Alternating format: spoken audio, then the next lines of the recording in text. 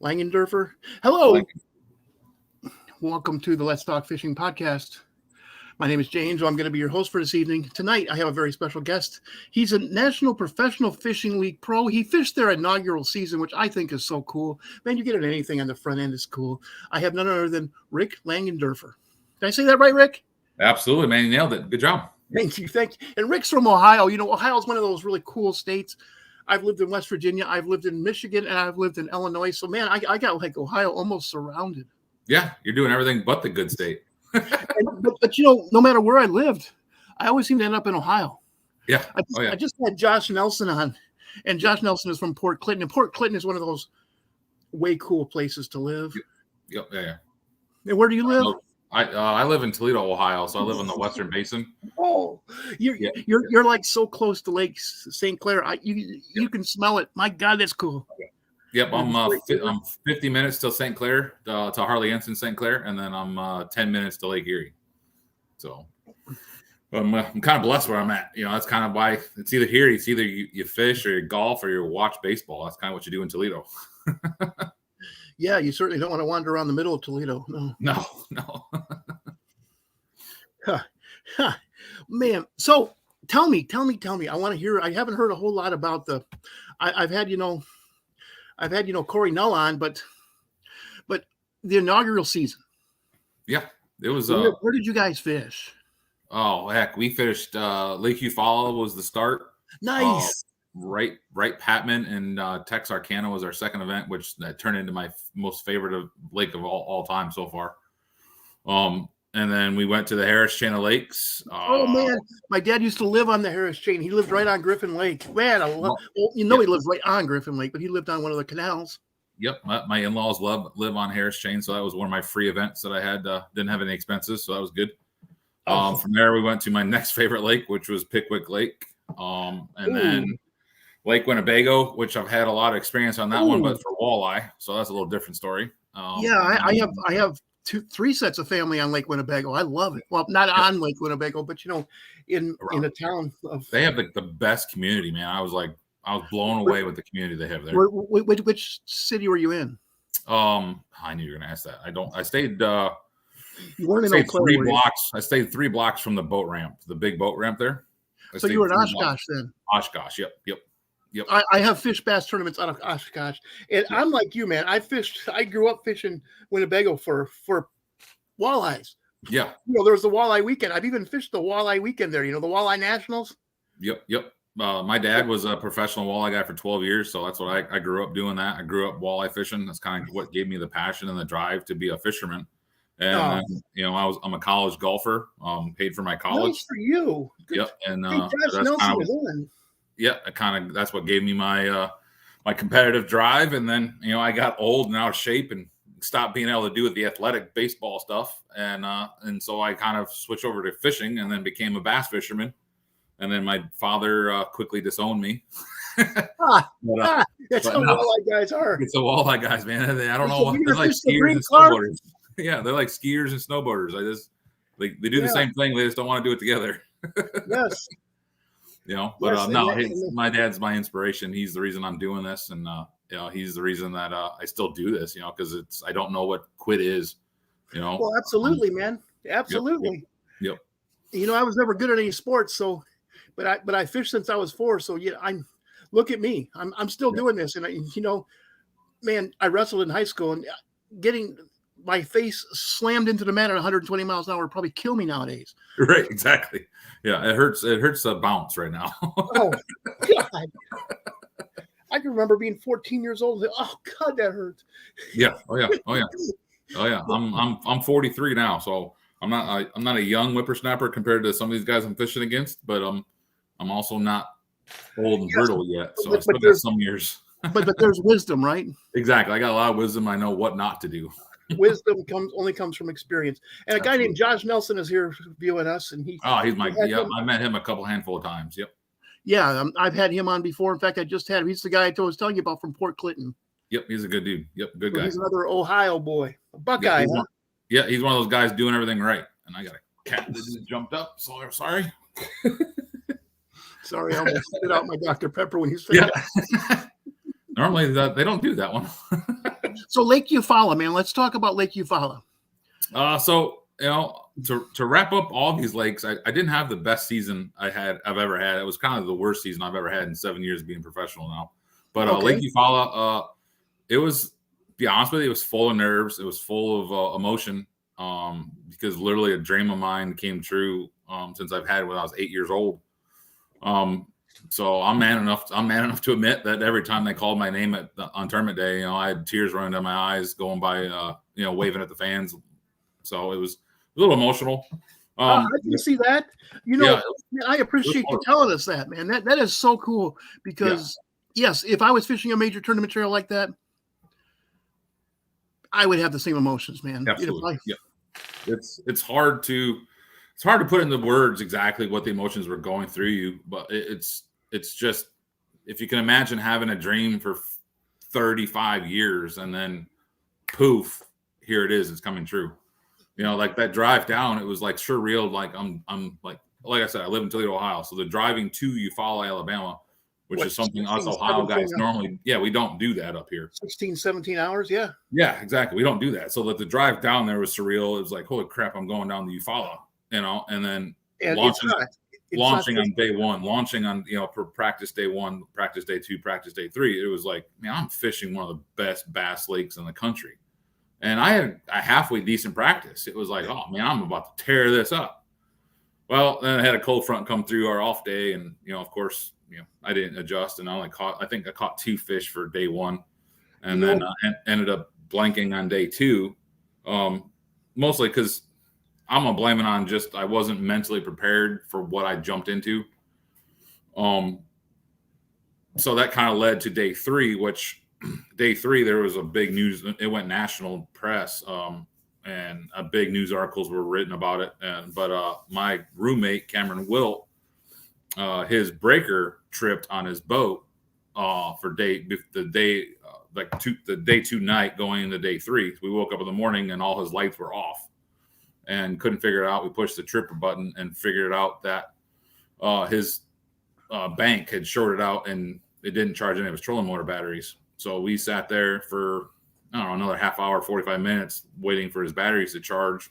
And I'll preface this statement, Cameron was in 22nd at the time going into day 3. So he was within range of a $10,000 check.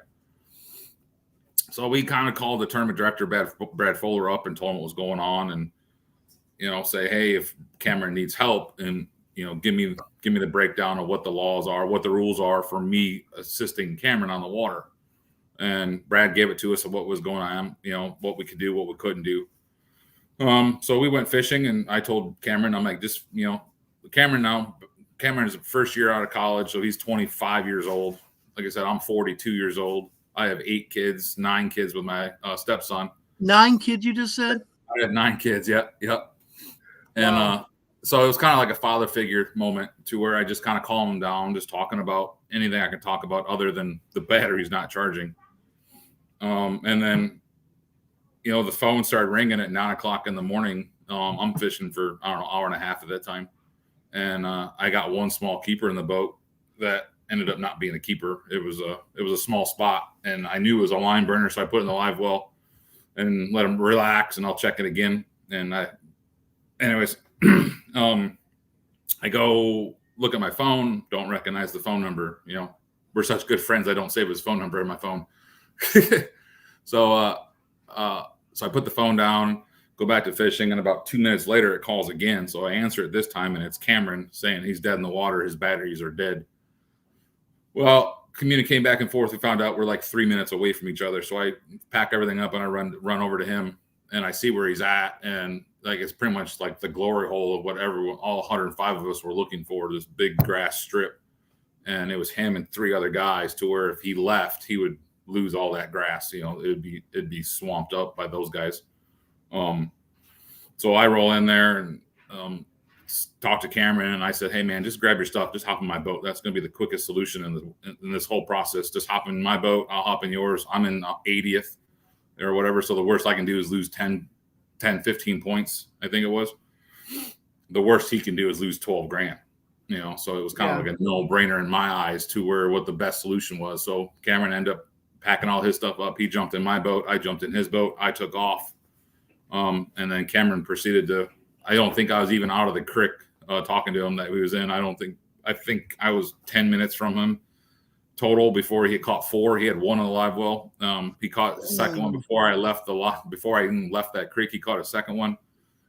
He weighed in 5 for 10 pounds, and he needed 9 pounds for a $10,000 check. So he ended up casting a check out of my boat the very first event. So that is a fantastic story, man. Yeah. Wow. Yeah. So that went huge. Everyone caught wind of that one, and newspapers called both him and I. We did numerous podcasts about that, and that was the first event of the year. So I'm like, you know what? I didn't finish that great, but if I get that kind of publicity out of every event, it's going to be a pretty good year. That is a pretty good year, man. So where are you going to be fishing this year? So this year, our first event's Lake Cumberland, end of February. I'm actually heading down there next weekend for pre-practice. That's our cutoff. Monday is our cutoff. So I'm heading down there to pre-practice. I'm hoping it's not frozen right now because I look on the weather and it's pretty dang cold right down there. Well, I live in Baton Rouge, Louisiana. It's supposed to be 32 degrees tomorrow, and that's unheard of down here. Yeah, we have a comment here from OJ Slavin. And if I butchered your name, man, I do apologize. But he wanted to tell you that's awesome. Yeah. Thank you. I appreciate it. I met him. I think that was the Slavins that do the real cleaning. I met him at the Cincinnati show last weekend. And it's a great group of people. And Josh Nelson said Rick is a class guy. Yeah. Don't tell everybody, Josh. I got a reputation.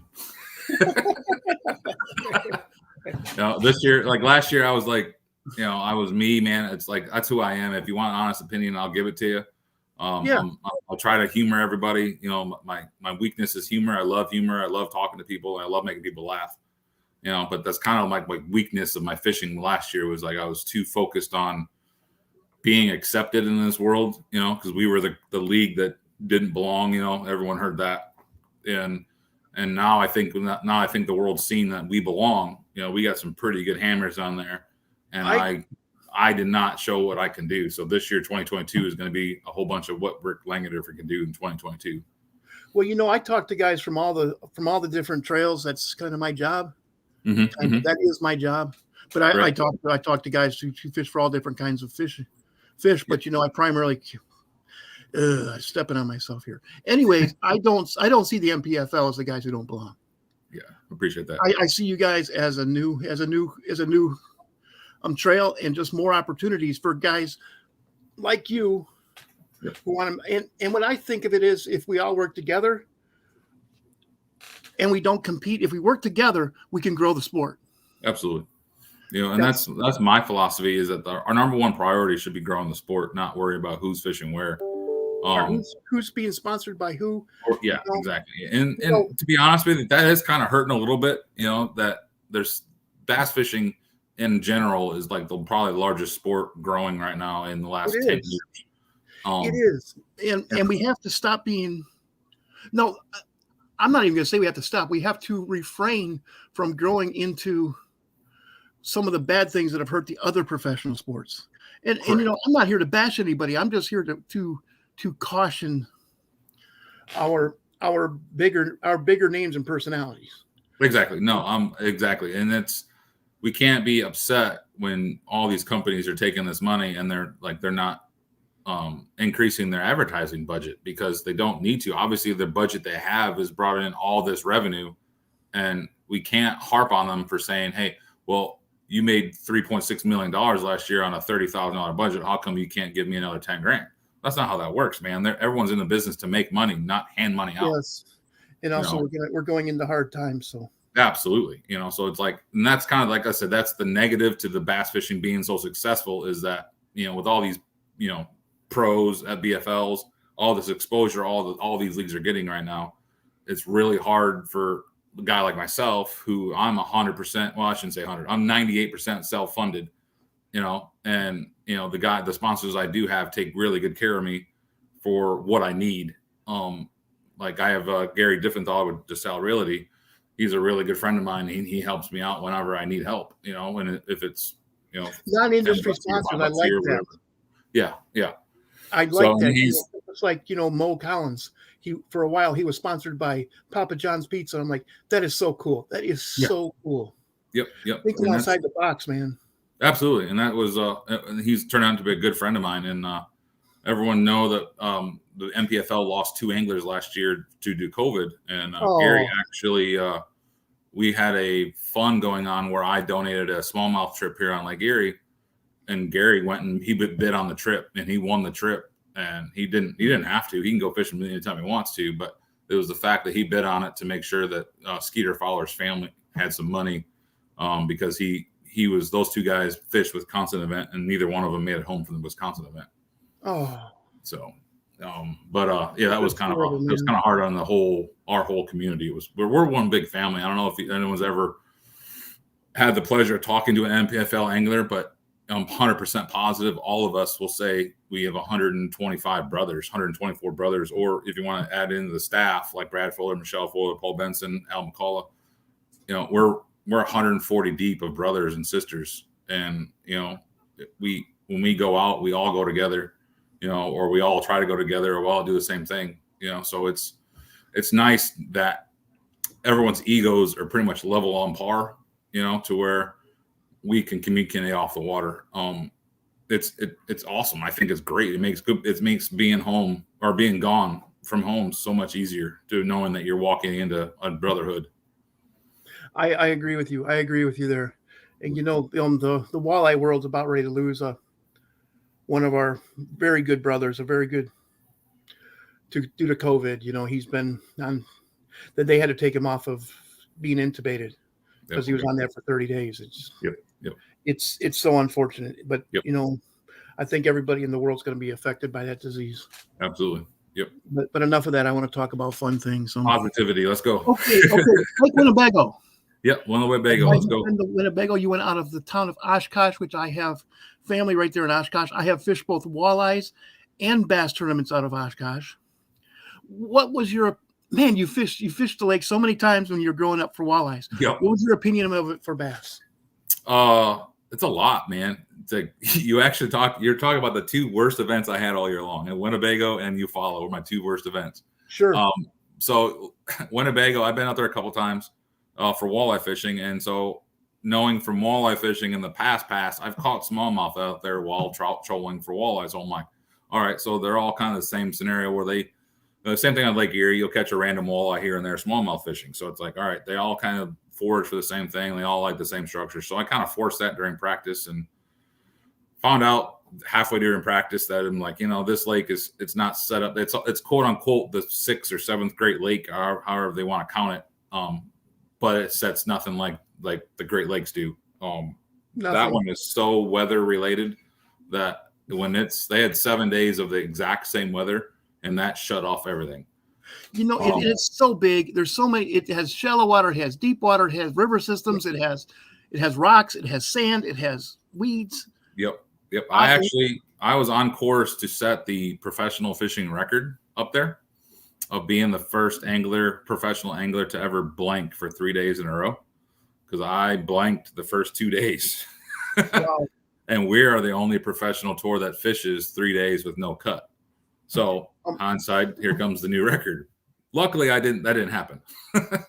Just a little tip, and from mine, if you can't find fish anywhere, there's a couple of bays north of Oshkosh.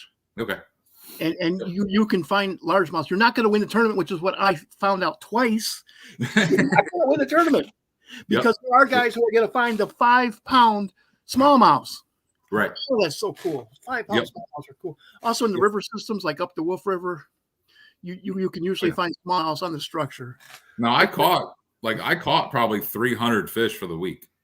Oh, I absolutely. just didn't catch any keepers. Like, I didn't catch a keeper during all of practice. I didn't catch a keeper the first day, 2 days of the tournament. My first keeper was at 9:30 on day 3. It was I'm like, what am I doing wrong? And I did everything. There was like 50 people in it was a 1-day tournament. I fished there, the second tournament I fished, and I found one of those bays I told you about north of Oshkosh. Mm-hmm. It was jam-packed full of smallmouths. Yep. Oh, yeah. 12 to 15 inches long, and I brought in a solid limit of 3-pounders. It ended up 40th out of 50. Exactly. When they bite, when Brandon Perkins when the wind blew up on day 3 there, we had like 20-mile-an-hour winds and it completely changed the weather.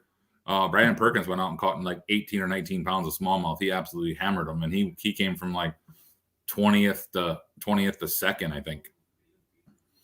So, when we came in, I told him, man, we might have a check here, and man, I was the first one to weigh in because, like you guys, we had 5-footers, and I'm. Oh yeah. And we were on the windy side of the lake. We had to just crawl back, try to stay out far enough that we didn't hit any rock reefs, and we got back in. And I was up there doing like one of those days we were doing this on the stage. Mm-hmm. Oh yeah. I did that a couple of times. I know, like one of our guys, Kevin Rogers, he went like YouTube or TikTok or Facebook viral. The first day of the tournament, he had a Rogue 3-footer, and it deployed his trolling motor, one of those ghost trolling motors. Oh yeah. He's running a Bass Cat at 84 mile an hour, and it deployed, and he shrapneled it. All you just see is pieces. It's a great video. I laugh now because I know he's not hurt, but when I saw him come back in, his trolling motor was all limp noodled over. I'm like, man, what the heck happened? He was telling me about it. I guarantee that reminded you of walleye fishing when you were young. Absolutely. I've been out on Green Bay with days like that, walleye fishing, and I've seen guys. I've sat there in tournaments and watched guys come in with broken trolling motors, broken kicker motor, or missing a kicker motor, and oh god, what! I got a power pole sitting in the bottom of Lake Erie because of that. Yeah. Yeah, well, yeah, you fish Lake Erie, man. You know. Oh yeah. It's always you go fishing and your mind tells you I probably shouldn't go, but you still go. And it's like, well, I'm just going to break something today. And my wife finally told me if you start losing any more graphs, I have a graph at the bottom of Lake Erie too. So she told me if you lose another graph, you're not replacing it this time. As long as you're not guiding. Yeah. Yeah. I don't guide. I have plenty of buddies who do guide, and I know the horror stories. I'll take somebody out, but I ain't going to charge you for it. That's for sure. Yeah. I guided for 15 years, man. Yeah. Yeah, I don't want anything to do with that. So I'm happy with my little bitty job, and then I'm happy going out fun fishing. Yes. So Wright Patman was your best tournament you had last year. Correct. Tell me why that was better than all the rest of them. So we got down there right at the right time where all the fish were pulled up spawning, and then the water was dropping. So the way Wright Patman sits, it's really flat with like 80 miles of buckbrush. Like the entire coastline of that lake is surrounded by buckbrush, and it's a crappie lake, so it's not heavily hammered on for tournament fishing for bass. Like I think we were the first professional tour ever on it. Okay, and it has 7-pounders, 8-pounders, and they have like teeth. You can tell that when they eat seriously. And every time you flip into a buckbrush and it had 2 or 3 on them, your lure would barely hit the water and its line's moving sideways. And I had other competitors tell me that there's also a lot of white bass in that lake. There's a lot of white bass. They call them sand bass down there. There's a lot of white bass, and they look identical to a school of any kind of bass you've seen because they're all the same dang size, man. The white bass down there are 5-pounders. Yeah, they're huge. Everything in Texas. When they say it's bigger in Texas, they ain't lying. Everything is bigger in Texas, and everything's big in Texas. It can take 15 hours to get across the state. Oh yeah. It's like trying to get to you cross the Florida line. Yay, I'm in Florida. No, you still have 16 hours to go before you get down to right. Before we get to the warm part of the state. Right. Yeah. So it was Wright Patman was fun, man. It was a good time. It was just a fun time of fishing and doing like I like doing. I like throwing jigs and I like throwing Texas rig plastics. And it was, fishing in 2 foot of water, close combat. It's kind of like what I like to do. 2 foot of water, man. Wow. Yep. So were you sight fishing? No, there's some you could see if you got back in the way back pockets. The problem with that is you had to pick and choose what pockets you went into because they also had a water moccasin spawn going on or whatever, and every bush had water moccasins in it. Oh man, those things are aggressive. They'll come at you. Oh yeah, they'll jump in your boat. I've during practice I bumped into a bush that had 3 of them sitting on it, and I'm a big nope rope guy. Don't like them. Well, you're from Ohio. Man, I'm originally from Northern Illinois. Okay. And when I moved down here and I started seeing those things, and I was walking towards one, and it started coming towards me. What the heck? Yep, I'm good. You know, I bumped into that brush and I saw those snakes, and the first thought going through my mind is if those guys flinch, they're going to own a boat right now. You know, I'm out. You know, but it was good. You know, we went from Wright Patman then to Harris Chain, which that was an okay event. I screwed up going to Griffin the first day. But went back to day 2 and day 3, caught like 10.5 and 10.5, finished. Wow. How did you catch those big? You mean a 10.5 total 5 pounds? Yeah. 5 fish for 10 pounds. Yeah. I lost. Yeah, 5 for 10, and I lost like every day. That's when I started having trouble with flipping hooks, and I went on the hunt for them. I don't have a hook sponsor or anything like that, so I just use what I think is the best. Actually, the Mayhem flipping hook from Vector is pretty good. It's a straight hook with a bait keeper. Okay. We have Cajun Rob here, who's a big into the Vector hook on pro staff, and he said he bought some 2K jigs in the Cincinnati fishing show, and he loves them.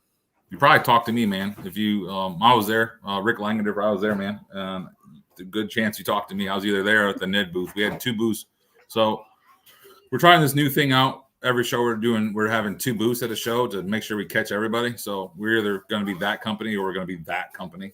You know, and so far it's worked out well. The show attendance is pretty slow. I'm thinking that's nationwide right now, but it's because of COVID. But I don't want to talk about COVID. But try out the Mayhem flipping hook. You can get vectorhooks.com. I'll do that. Yep. I actually met the owner of that one, so I met him in Cincinnati as well. JB. Yep. JB's a good guy, man. I like JB. Yep. Yeah, the Mayhem. They did a lot of work on that, but.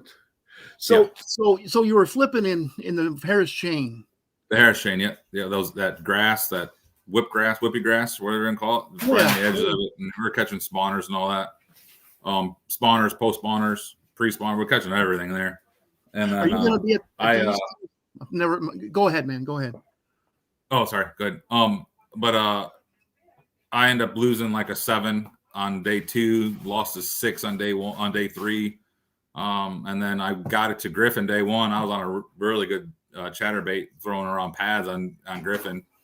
I ran over there day 1, and I get there and about 10 o'clock. I noticed that all my lily pads have started curling up. And then I started noticing stakes, like with flags and stuff on it. So there's minnow trappers that were there. Oh, no. And then I look at the news report when I got done with day 1 and found out Lake Griffin was sprayed on Monday and Tuesday. Well, I had pre-fished there Sunday. And it was really good, and they sprayed it Monday, Tuesday. So, it's one of those lack of information things. Okay, we have a couple of questions for you. They want to know if you're going to be at the East Tennessee Fishing Expo. I am not, man. I got invited to go down there, but with that C word, I'm just not going to travel that far. I'm doing the Cincinnati show. I did that, and then I'll be in the Columbus show. Okay, that was what Slater was asking, if you were going to be at the Columbus Expo. So that's our second question.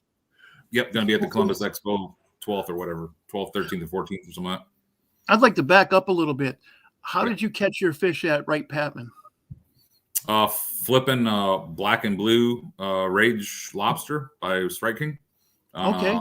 I alternated, depending on how deep, like I said, the water was falling, so I alternated between a 3/8 and a 1/2 ounce, depending on how deep I was. I tried to keep that fall rate the same. That way I didn't lose track contact to the bottom. And then I also had an idea how long it took to get down. A lot of the fish ate it on the way down to where you flip into this bush and you go to pick up on it, don't feel anything. You can just you keep seeing the line go out. And it's like, man, how deep is this? And then you realize you're only in 2 foot of water and it's like, oh crap. So it was a lot of that. It was like a lot of coarse quarter and just like 50-pound braid and just canine braid, just ripping them out of bushes and digging in bushes. And the funny part is that's exciting, man. I was just going to ask you how. So you're flipping into a bush, and they're taking it on the way down. That's the hardest time of the cast to detect a strike. Correct. Yep. That's why flipping. That's why I like flipping, because I have ADD, man. So I need to do something. Yes. And having to pay attention is something I need to do. So being able to flip and see the line move around is perfect. And let me tell you, having ADD, you are in good company and bass fishermen. Yeah, absolutely. Because my wife's like, when I first started dating my wife, she's like, well, but we're fishing. You're supposed to be drinking. You're supposed to sit there and watch your. No, I can't do that. Well, no, I don't have time. There's no time to drink when you're fishing, and there's no time to fish when you're drinking. Right, exactly. Yep, I do. I'll tip a beer can here and there. You know, I'm a Bud Light guy, so I will drink with the best of them afterwards. You know, and I will find a ride home. I have a CDL, so my pride is I don't drink and drive, and I always find a ride home. Whoa! Yep. Oh shit! Double broke it. Okay, you're still here. Good. Okay, I'm still here. Okay, sorry about the expletive. I thought that I had lost you, and that's why I said that. And I usually don't do that online. Oh, no, you can. That's when you first sign of something going wrong. Yeah, because I thought I had lost you. I'm like, I just hung up on a great podcast I was doing. Yeah, that's right. That's happened before. I had a good podcast, like 45 minutes long, and he hit the X button, like not, and it was like, I think it was one of the best podcasts I was doing. It was like also it just ended. He never called me back, never nothing. I'm like, all right. Never called you back, man. I'll tell you what, I would try to just ended. If that happened to me, I'd be trying to get a hold of you 3 different ways. You would be getting a text from this place, and your phone would be ringing. Right. Just like when I was late. Like tonight when I was late. Made me have a second guessing. Oh yeah, that was fine. I was sitting there like you're never late. You were just I was early for you. No, but I was trying to get a hold. I'm like, oh my God, I called the wrong guy. Because he's like, well, we're not on until Monday. I'm like, oh my gosh, it says Rick Langenderfer. No, I came running out of my room to get to my office. I'm like, Hey, I thought I got cut. I was going to watch your show either way. It was either going to be me or somebody else. Well, yeah. Again, I want to apologize to everybody for being late tonight. It's just, geez. Yeah. You're allowed one. That was my fault, guys. It was not Rick's fault. It was my fault that I was late calling him. I had the wrong thing written down in the wrong place, and grr. That's all right. So that must have been exciting. Right, Pat? Yeah, it was. Right, Patman was exciting, man. The most fun I had was probably Pickwick. That was fishing exactly how I like fishing, out deep, fishing on ledges, fishing on drops. I was actually in 36 after day one. And then I found this out later talking to Brandon and the leaders that those guys were rolling through 40 or 50 spots through the day, and I had 8. You know, so like my fish never fired up because the weekend those fish are so current driven, man. It was kind of like they were pulling 29,000 cubic foot per second, and on the weekends they were pulling like 12,000, and so it just slicked it off. And those fish are so current driven. It was tough. You know, I was on a drop shot bike to where I was so confident in that drop shot, I took everything out of my boat. The only thing I had in my boat was 3 spinning rods. And I had a box of drop shot weights and a box of drop shot baits and a box of drop shot hooks. That's all I had in my boat. You know, so it was one of those, I'm going to live and die by it. Then I died by it. You know, I beat some really good names though. So I didn't finish last. That was my pride this year. I never finished last, you know, my first year. So 2022 is going to be a lot better because we're coming to Lake Erie. We're coming to Lake Erie and Saginaw Bay. So those are both lakes that are like Saginaw. I'm 2 hours from there, and Sandusky Bay, I'm 40 minutes. Wow. So, yeah. You know, I was stationed the last 2 years of my Air Force career. I was stationed at Wordsmith Air Force Base, which is in Oscoda, Michigan. Okay. Which is at the very top of Saginaw Bay. Yep. And you got Tawa City Tawa City's at the very top. Yep. I've heard of it. But then, you know, the Osaba River goes right to the back of Wordsmith Air Force Base, and we caught some amazing smallmouth in that lake. They would come out of the Saginaw Bay, Lake Huron. Yep. And I would send pictures to my 8-pound walleyes and 6-pound smallmouth to my dad and say, from the shore. Oh yeah. It's amazing. It's amazing. That fishery up there is really, really good. And then it's, obviously from Lake Erie, the more you go up that Detroit River, St. Clair River system, the better that fishing gets. So the fact that we're going to Saginaw Bay and Lake Erie, with access to Lake St. Clair, we're fishing probably the best lake in the country right now, in my opinion. Yes. I would agree with that. Yep. I mean, there's just so many different things you can do. Absolutely. Yep. So I'm looking forward. And then the other thing I'm looking forward to is getting some of these southern boys that, are hammering our butts down south, getting them up in the big water up here. So kind of evens the playing field a little bit. Well, that's good and it's bad because, Lake Erie can be brutal. Oh yeah. Brutal. And you are going to know when to stay in Sandusky Bay. Oh, that's what I said. Yeah, that's my biggest thing I tell people, man, everyone has a game plan for Lake Erie. They leave the boat ramp with a game plan. That game plan lasts until that first wave smacks them in the face.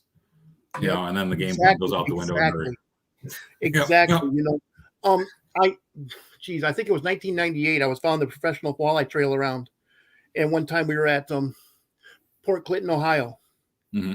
And the tournament director came to me and he says, "Would you consider going out on a smallmouth trip tomorrow?" And I'm like, absolutely. My mouth open. I couldn't even talk. I'm like, God, yeah. And so I show up and I'm sitting there and the guy who's going to take me out says, "I have some bad news." Like, oh no. He said, "No, we have 3 different harbors we can go out, but there's 6 footers out there. Yeah. Would you consider fishing in the harbor with me?" I said, "Dude, just get me on your boat." Yeah, and exactly. We caught a solid. We went to 2 different harbors that day, and we caught solid 2-3 pounders all day long. I was thrilled. Oh yeah. I fish a Great Lakes largemouth series only event. Yeah. And I fished. I shouldn't say event. I should say the whole series. Actually, Dave Holhausel is one of the owners of it. Another one of my roommates. And it takes 20 pounds to win a largemouth only event, on Lake Erie. Yeah. If you don't bring in, like, my biggest bag of largemouth is like 18 pounds and I finished 3rd. So does the Sandusky Bay count as the Great Lakes? Yeah. I'd say it's probably the 9th. It's right off. Sandusky Bay is right off of Lake Erie. So yeah. I fished it. Yeah. Yeah. It counts, I guess. But that's like one of the few places I've ever caught largemouth on the Great Lakes. To be honest with you, man, every time I fish Sandusky Bay, the first thing I do is leave the bay. I've never had any luck. I don't have much success. Like I catch fish there, but I don't catch the quality that I'm looking for. I catch a bunch of 2-pounders, which 2-pounders and up here on Lake Erie doesn't do you crap. So the first thing I do is leave Sandusky Bay. So where would you go look for largemouth on the Great Lakes? It depends what time of year. If you're in the summer, man, just hit the marinas. Go find Anna Marina. And you'll catch 100 of them. Like I took my buddy, he lives down by Hurricane, West Virginia. He comes up here. I met him in a BFL. We've been friends now for 5 years. He comes up here probably 3 times a year, and we'll go out to like Minky's Marina, launch at Minky's Marina, and we'll spend 5 hours out there, never leave the marina, and we'll catch 100 to 200 bass. Anywhere from 12 inches to 3 pounds. That makes sense. Yeah, but a lot of it's, like I said, it's time frame of the season and what the weather's doing. The largemouth bass up here on Lake Erie are weather driven as well. But if the wind's flat, calm, and the bait can get up shallow, they're going to be on the rocky points, the rocky jetties, the entrances to the bays, that kind of stuff. Slavin wants to know if you've ever fished West Harbor. Oh yeah, I love West Harbor. I've had probably 4 top 10s without even leaving West Harbor, launching in West Harbor and never leaving there. Yep. Very good. Actually, watching the Elite Series, some of those guys caught some mega largemouths. Yep. Davey Dudley, when they had the MLF super tournaments going on. Yes. 2 years ago when they were up here. I think who won that one? Justin Lucas won it, I think. But David Dudley finished top 10 and never fished for smallmouth. He caught 20 largemouth, finished top 10. because that was in St. Clair. I was talking about the Elite Series. The Elite Series, that was up north. Yep. They Some still of come down here though. Those guys will make that run from Harley Ensign. They'll run down here, fish the islands on Lake Erie. It's I know for a fact that from Sandusky Bay boat launch to the entrance of St. Clair is 79 miles. Jeez. Done it. Been there. Done it. It's fun when it's flat because you can just let her eat all the way up. But on the way back, it's never flat, and it hurts coming back. Oh. And when you get to be my age, it's going to hurt even more, man. Oh yeah, you'll regret your life about the time you hit, halfway through, and you get to the point of Lake Erie where you can stop your boat and look around, and you don't see land. You're just the bobber. I've actually been on Erie before, trolling for walleyes, and looked off to my left, and all I can see is a wall of water, and I saw shadows in that water. Yeah, there were actually walleyes, right there. Yeah, oh yeah. Look at that. And he's like, and the guy says, "Well, that tells me we're fishing too deep." Yeah.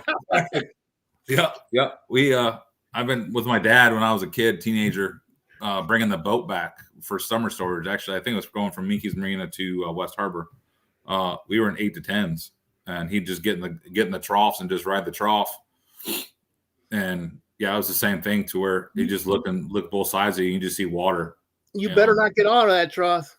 No, don't get out of it. Yep, that's the secret. Everyone wants rough water 101. It's get in the trough and stay in it.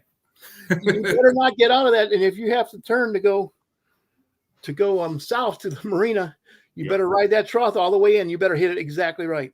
Yep. That's if you're in a trough, you're going in that direction. You're not turning around. So it's one of those. Yeah. Once you commit to it, you're doing it no matter what. So. Yikes. Yep. Yikes. Hey man, do you have I have to tell you, Rick, I had a great time talking to you. Yeah. And I'd like to give you a few minutes to do shout outs. Cool. I got some I got 1, 2, 3, 4 big shout out, 3 shout outs I want to do. One of my big sponsors is 2K Jigs. Like I said, we're going to be at the Columbus Fishing Expo coming up here in February. We just got back from Kansas City and actually had a good time. But our claim to fame with our jigs is our living rubber. We have all living rubber skirts. Oh, there you go. Yep, living rubber skirts. This is our new Archie head that we brought out. If you're a jig skipper, this thing skips with the best of them. We also have copper wire ties, all hand tied. The reason we copper wire is copper is the only metal that you can bend, or one of the only metals that you can bend and not have sharp edges.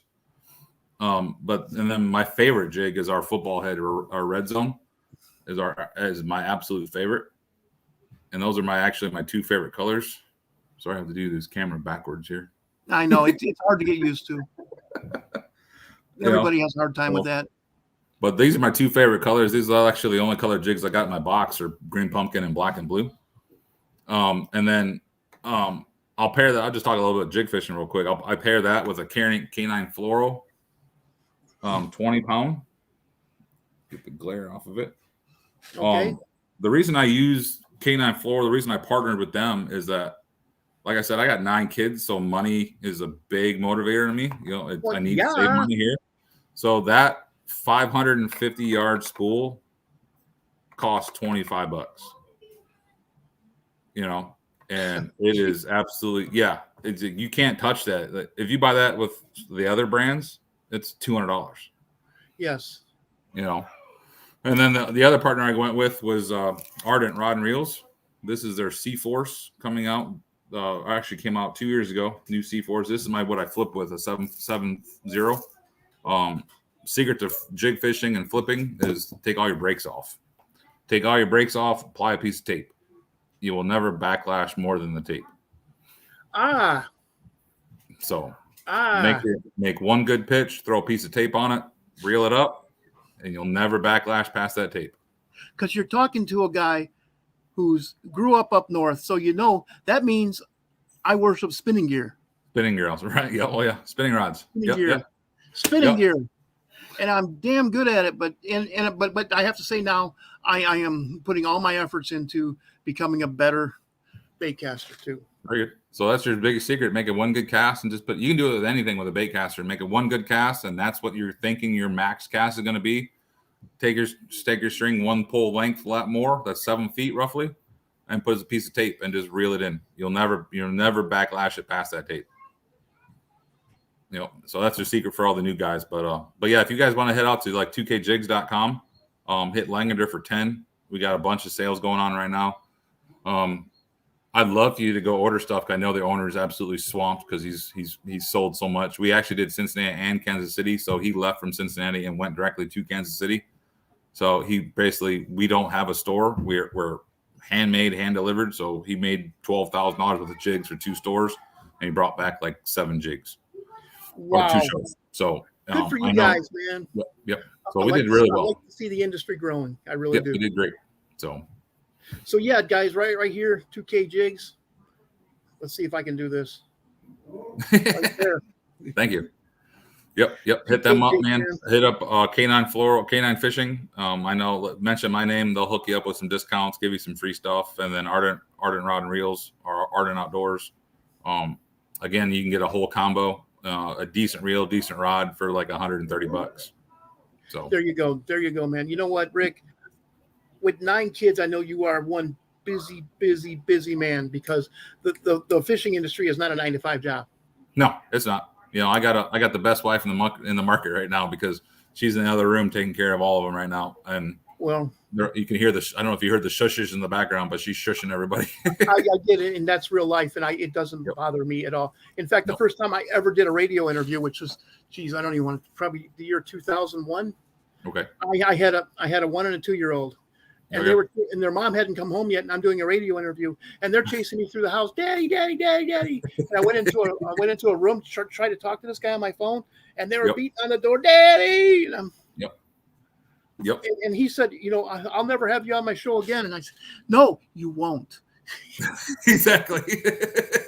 Yep. That's I'm pretty blessed. All 9 of my kids, they're all well behaved. They know when Daddy's in the boat or Daddy's got his jersey on or Daddy opens a laptop that Daddy's doing some kind of work. So it's time to let him do his work, and then he can play Dad when he's done. Kids are a blessing, and they are our first priority. Yep. They're also a pain in the butt, to be honest with you. I love fishing. I'm completely obsessed with it, but kids are my first priority. Honestly, I'm with you. I love my kids. I'm glad I have such a big family. I'm glad they all get along. That's the biggest thing. That's how you change the world, my friend. Absolutely. Yep. And I'd like to thank you so much, Rick, because I know you're a busy man. Thank you so much for coming and talking to our listeners here on the Let's Talk Fishing podcast. Yeah, man. It's been a pleasure. Absolutely. And I'd like to thank everybody for listening to Let's Talk Fishing podcast. With that, I'm going to end it. Please stick around. Rick, I'd like to talk to you for 2 minutes after the podcast. Good deal.